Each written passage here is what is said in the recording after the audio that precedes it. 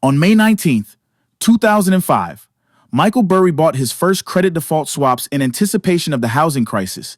$60 million of credit default swaps from Deutsche Bank, $10 million each on 6 different bonds.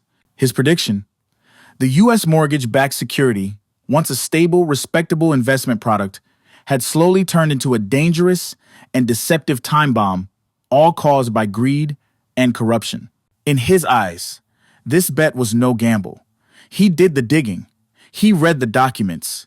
He knew what the outcome would be. His problem was that it would take the rest of the world another 2 years to even start looking.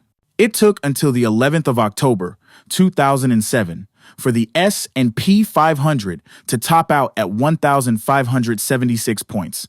A year and a half later, on the 10th of March, 2009, the S&P 500 closed at just 676 points, a 57% crash. Burry ended up making a personal profit of $100 million and made his investors over $700 million from this single bet. But in the years leading up to this tremendous success, he received constant criticism from the investing world and even his own investors.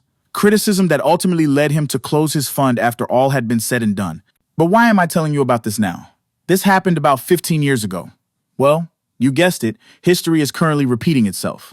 The first one to see that something was seriously amiss in the burgeoning subprime mortgage market was Michael Burry. I can see the credit standards within these pools deteriorating. So you made a ton of money. I was extremely confident in the outcome. Were your investors as confident? It's remarkable there are investors who made tens of millions off this and were still pretty upset.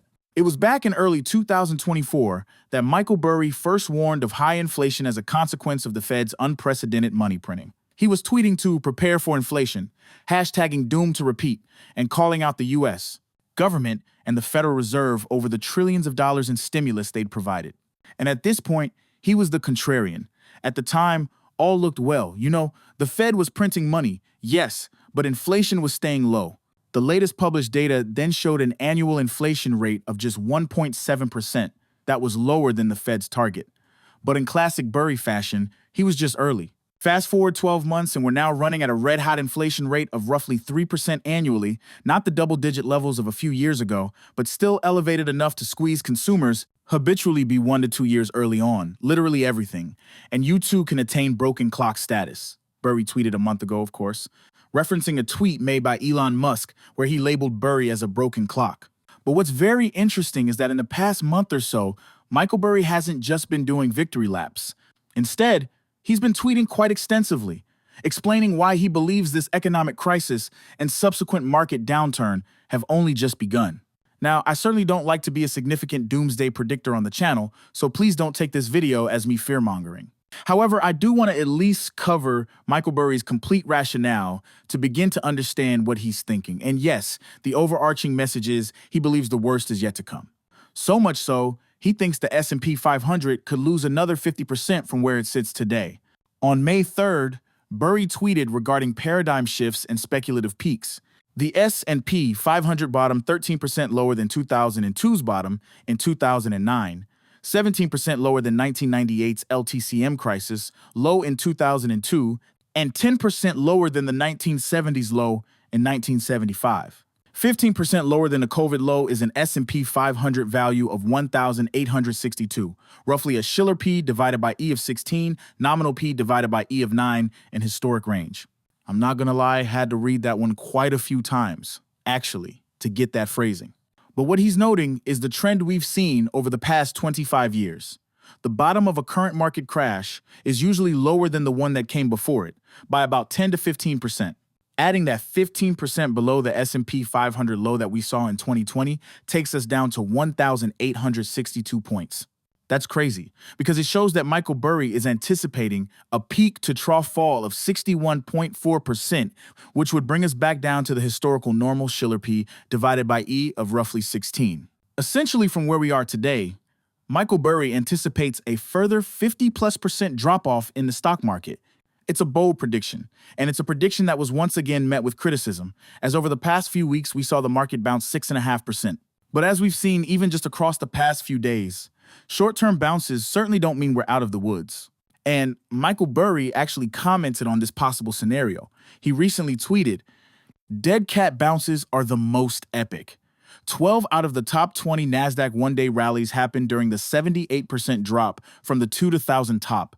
9 of the top 20 S&P 500 one-day rallies happened during the 86% drop from the 1929 top.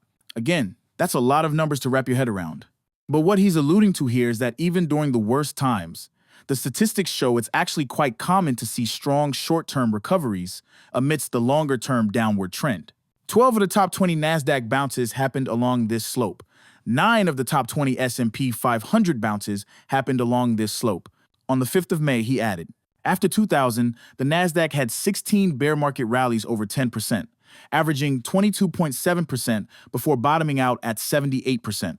After 1929, the Dow had 10 bear market rallies over 10%, averaging 22.8% before bottoming down 89%. So Burry certainly seems confident that we're simply in the early stages of a much bigger problem. And to further his point, he also took the time to comment on the comparatively low trading volumes we've seen during the downturn thus far.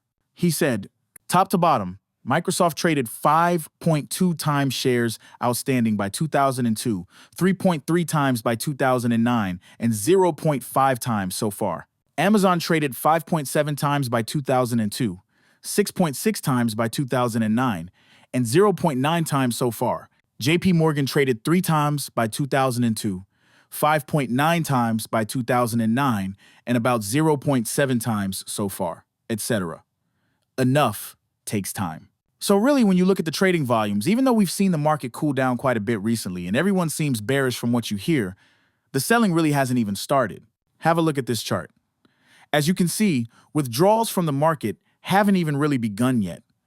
Money is still flowing into the markets. So, in Burry's eyes, we're likely to see much more selling volume over the next few years, which would lead to much larger declines in the stock market. And it's a scenario that he said he's not looking forward to facing. On the 24th of May, he tweeted, as I said about 2008, it's like watching a plane crash. It hurts, it's not fun, and I'm not smiling.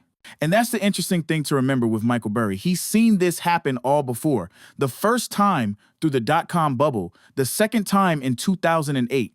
He's seen these repetitive patterns of human behavior time and time again. He studied the greed and excess of the major booms and busts, and I think that's what gives him such confidence when he talks about these issues, when he tweets about them. He recently posted this chart on Twitter, which I found quite eye-opening. In white, we see the 10-year S&P 500 run up to today. In yellow, the run-up to the dot-com bubble, and in green, the run-up before the Great Depression.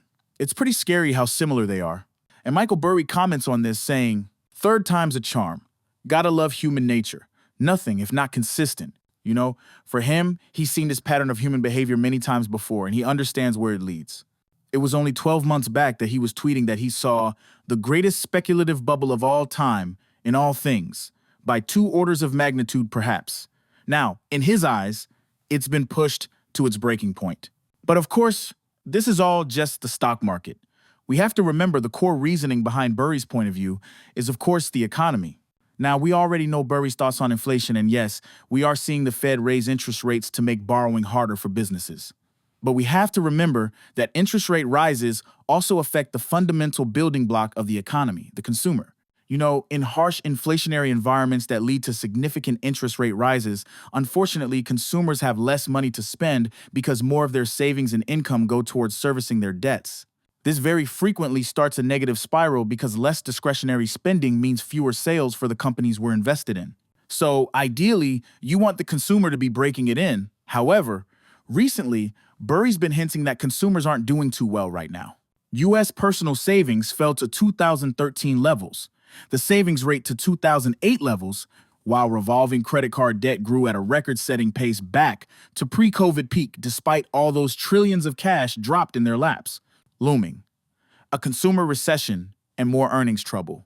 To ground that in 2025 data, the total U.S. household debt now stands at about $18.4 trillion.